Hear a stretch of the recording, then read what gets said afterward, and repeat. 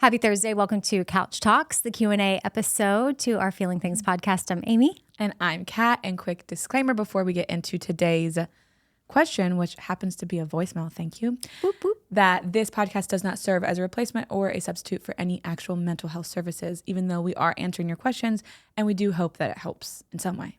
Yeah. And this voicemail is anonymous. The caller is, although you will hear her voice. We don't have a voice changer. Or what if we said this is a voice changer? Oh, yeah. Scratch what I said. Yeah, this is not the actual voice. Yeah, this is a man. Hit it. Hi, Kat and Amy.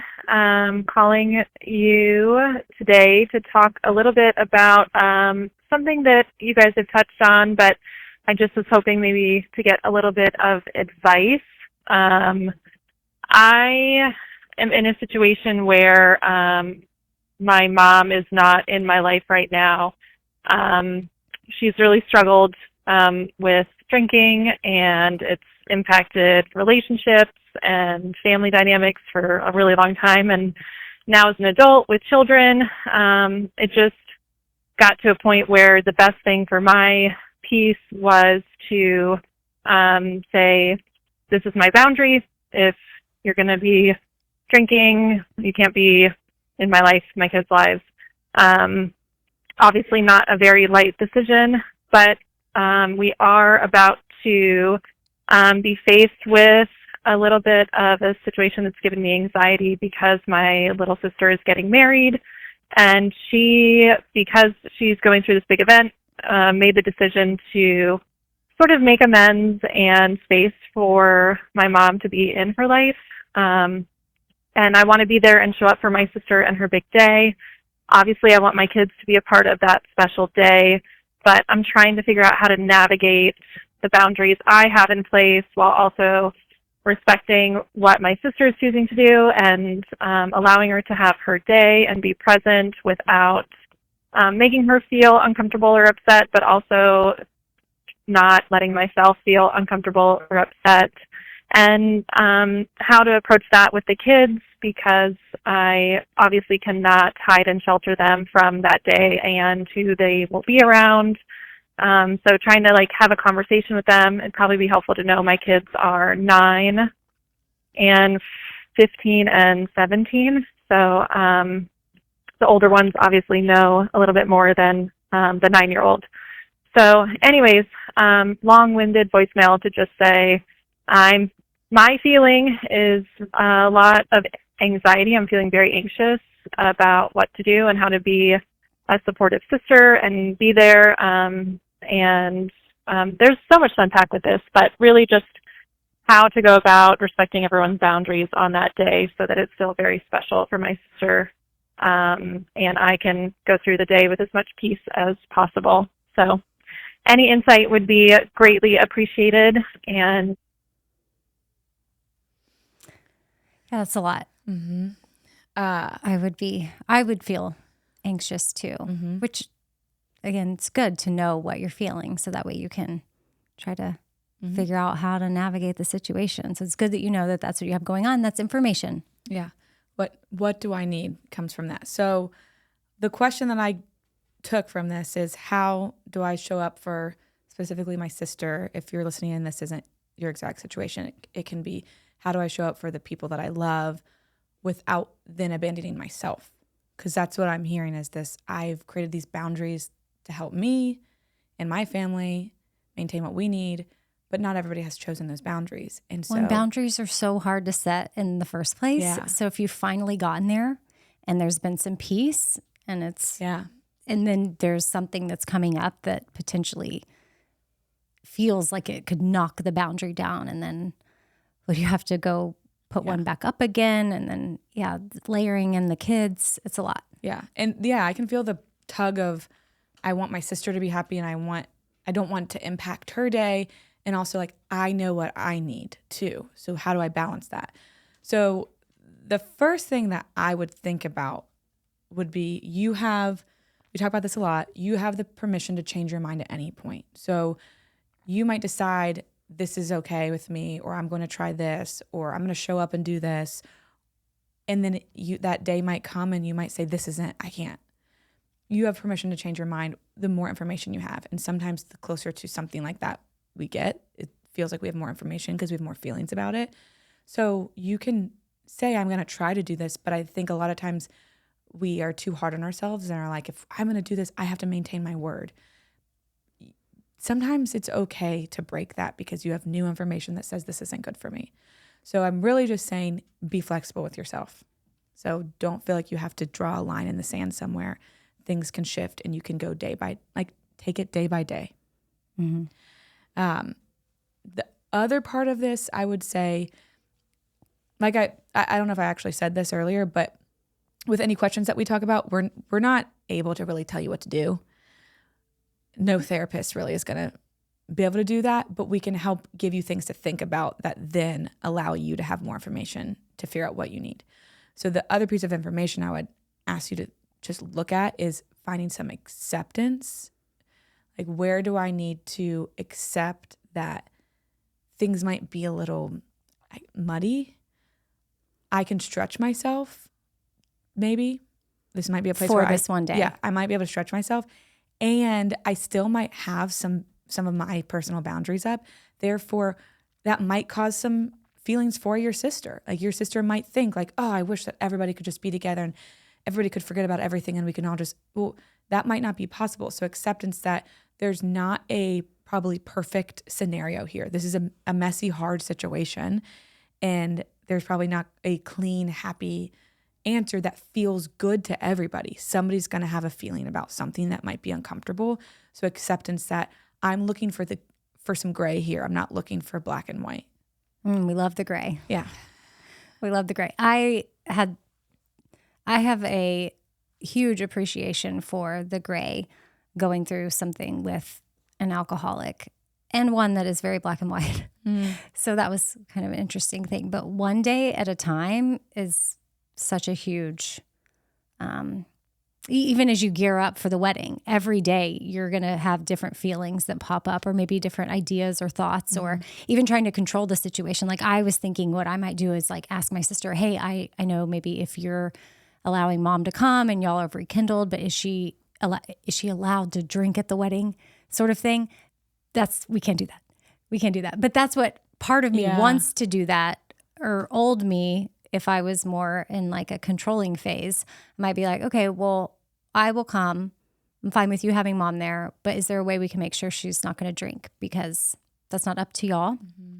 And that's going to have to be up to the mom to decide if she can do that for the evening, just to kind of at least keep the peace. Because again, another thing with emails and voicemails, we don't know all the circumstances and situations that led to the boundaries. And there could have been some very dramatic, painful, hurtful things that led to the boundaries, which knowing that you're walking into a situation where some of that could happen again, it's like, no way. I don't want to put myself in that situation or my kid, but also I want to see my little sister get married. So just know you cannot control the situation, even though that's what I would want to do. Yeah. You can't do it. And you can't help the urge. You can't help the urge, but just acknowledge the urge and be like, okay, not my place. I can't control that. All I can control is how I respond if that happens. And what is my plan if that happens? Go ahead and have an exit plan. And you can go ahead and share with your sister of like, hey, I'm going to give this a go. I want to be there for you. I'm also letting you know, and I don't know how you feel about this, but this is what I would do. I'm also letting you know that I'm looking at you, Kat, the therapist. Sometimes I'm like giving my normal person, layman's terms advice, and therapeutically, I don't know if it's the wisest, but I would have a plan and have that discussion with your sister prior. And if she's walked alongside you with this and she had similar boundaries, but she's opened them up for her wedding, then hopefully she will understand where you're coming from. And that if at any point you need to leave, you're going to do that. And that's just for peace for everybody. And the sister shouldn't be offended by it, take it personally, but you may just need to, like, you showed up, you tried. And like you said, Kat, you have the right to also change your mind, but you don't want to cause a scene. You're not trying to be dramatic. You'll just make a peaceful exit. Yeah. We're assuming that's your personality. We don't know you, but we're assuming. Something we've talked about on the podcast before, like last month or so, was something that I picked up from, I hear it in the Al-Anon rooms, which I'll suggest that if you haven't gone to an Al-Anon meeting ever, maybe you have, but it's for loved ones of alcoholics, and you have a qualifier. Like, you could go. Again, my qualifier was very black and white, but once we started to understand some of the gray and the nuance, it was very helpful. And I loved all the little sayings I would get, but something I heard from it was like an interventionist, I guess she's a therapist, I'm not quite sure, but she's the one that first spoke it to me of detach with love. Mm-hmm. And I hear it in the Al-Anon rooms too. And it sounds like you've already had to do some of that. And you may just need to keep that your mantra of like, this isn't anything I'm not doing anything bad, personal to my sister. Yeah. I'm having to detach from this situation with love because I'm protecting myself, my peace, everything I've worked for to create this boundary, my children, my family. So you detach with love. It doesn't mean you don't care about the people. So one day at a time, detach with love. And what's my other mantra? I wrote it down. Oh yeah, keep it simple. I hear that in the rooms a lot. Yeah. Keep it simple. This is what I need. If that can't be met, then I have to make a game plan for myself. Mm-hmm. Keep it simple. Boom, boom. That, well, I like that. Like, yeah, I don't know if she was asking if she should have a conversation with her sister, but that if your sister's open to that, then that would be something I would think about. What do I want my sister to know about this situation? What would be helpful? So I am going to go. If something happens, it probably would make me feel better that I've already told her, hey, if this happens, we're going to quietly go. Or I can be there, but I don't know that I can sit at the same table as her. Like, there's little things that you can do that maybe she'll say no if you're coming or sitting with her, and then you can make a decision. Or she'll be like, oh, totally. Thank you for letting me know that you need that. Yeah. Mm-hmm. I hope you have the relationship where you could have a conversation. And I will say, if you do have a conversation or don't, or when you show up to the wedding, practice HALT. That's another thing that comes up. Especially on a busy day like that. Al-Anon a lot. And this HALT's an acronym that a lot of people use, but check in with yourself if you're hungry, angry, lonely, or tired. HALT. If you are any of those four things, do not have a conversation with anybody until you have addressed one of the four or four of the four. Maybe you have all of them. You just need to check in with yourself. Yeah. And before you go to the event, just halt yourself. Are you hungry? Eat something. Are you angry? Scream into a pillow. Yeah. Yeah, you probably are angry, honestly. Yeah. I would imagine walking into it, but just be like, hey, anger, I know you're there. I'm going to deal with you later. I gotta go be there for my sister. Or say, hey, anger, if you know where it's coming from, it might be saying like you deserve, because anger is a justice emotion. So it could be there to help you feel empowered versus make you be mean. You know? I love that. Hey, anger, thank you for being here. You're right. Yeah. I feel empowered. Yeah. So angry, halt. Lonely. Mm-hmm. If you're feeling lonely, Talk to a friend. Yeah. Hug your kids. Also know that, I mean, you're not alone. You're talking about how like you relate to some of this. Yeah. Well, I guarantee you there's so many listeners that can relate to this and are in similar situations. It may not be their sister's wedding, but it's another thing. And they're trying to figure out how to navigate like being with someone they've had to set a boundary with. Tired. If you're tired, make sure you get plenty of rest before the wedding. Yes. Boom. Mm-hmm. I'm going to add a W. Never heard this one done before, the acronym. It's normally just HALT, but we're going to do HALT. Water. Oh. Drink water. Or it can be HWALT. HALT. HWALT. So start with water. Yeah. So I think I like HWALT better than HALTOIR. I like HALTOIR because I just think sometimes water can be very helpful. Yeah. Am I thirsty? And then maybe choose how you want to show up to the wedding. Because I'm kind of thinking through, like, then I might be like, if I'm nervous and anxious and I still drink, like if I don't have a problem with alcohol, but then maybe I'm like, okay, I'm going to have a few drinks, which maybe that's fine. You could, or you could have a talk with yourself and really figure out what's going to be best for your whole being. And it's maybe that you drink water. You just talked so fast. I was But you know what I mean? Like, because sometimes alcohol might make it worse. Yeah. I was just hyper focused on the fact that it could just be like, halt, thirsty. Are you halt? Oh, are you tired or thirsty? Or hot? Are you felt thirsty, hungry, dehydrated? Okay, how can we make this work? Halt. TH. Thought. Thirsty, Okay, hungry, thirsty, angry. hungry. I think the whole point is like halt is like stop. So I think I get it. Maybe I know. That's why halt. Wah. or halt. Okay, fine. Whatever. Pick whatever one you like. Yeah. Hey, this is one of those things where you get to choose what works for you. Yeah. Take it or leave it. Boom. But I do think use the halt. It comes in handy all the time in any kind of. Take it or leave it, but take this one. But use it. Also keep it simple and detach with love and one day at a time. This is No big deal. Totally just like advice, but you better use it. I promise. It'll come in handy. Keep them in your back pocket. Okay. Okay. Thank you for the voicemail. Yeah. Thanks for the voicemail. Yeah. If you want to send a question, you can send it to heythere@feelingthingspodcast.com. Putting couch talks in the subject, very helpful.